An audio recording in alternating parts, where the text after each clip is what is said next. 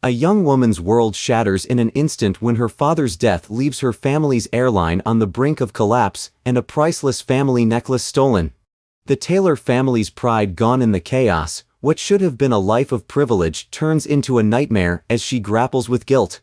Convinced his death is her fault for failing to protect him and the family legacy, her Uncle Rex offers cold comfort, pushing her to walk away from the airline her father built with his heart.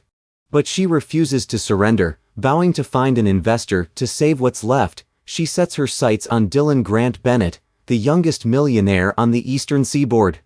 A man who turned his foster father's assets into 4 times their value after his passing, a ruthless business mind with a reputation for getting what he wants when she begs for his help. She's met with harsh skepticism, Bennett seeing the airline as a toxic mess with plummeting stocks and no profits for 2 quarters. He knows her past.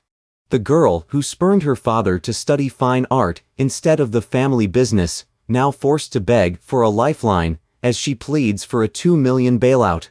Bennett makes a cruel offer: be his mistress for 3 months, and he'll give her everything she needs, turning her desperate bid for survival into a degrading bargain. To make matters worse, her supposed ally Peter is revealed to be a traitor, plotting behind her back to seize the airline for himself, cozying up to others while lying about working with clients. The board turns on her too, calling an emergency meeting to strip her of her role as chairman, claiming she's unfit to lead and that the company is failing under her watch. A rival claims equal stake in the company, mocking her fine art degree and boasting of a deal with Bennett, who's set to become CEO of the airline's international ventures, with no one to trust and the world against her.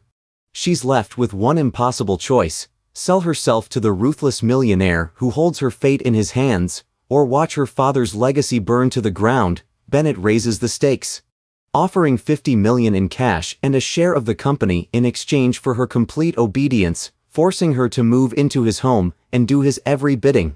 As she steps into the board meeting to fight for her place, she faces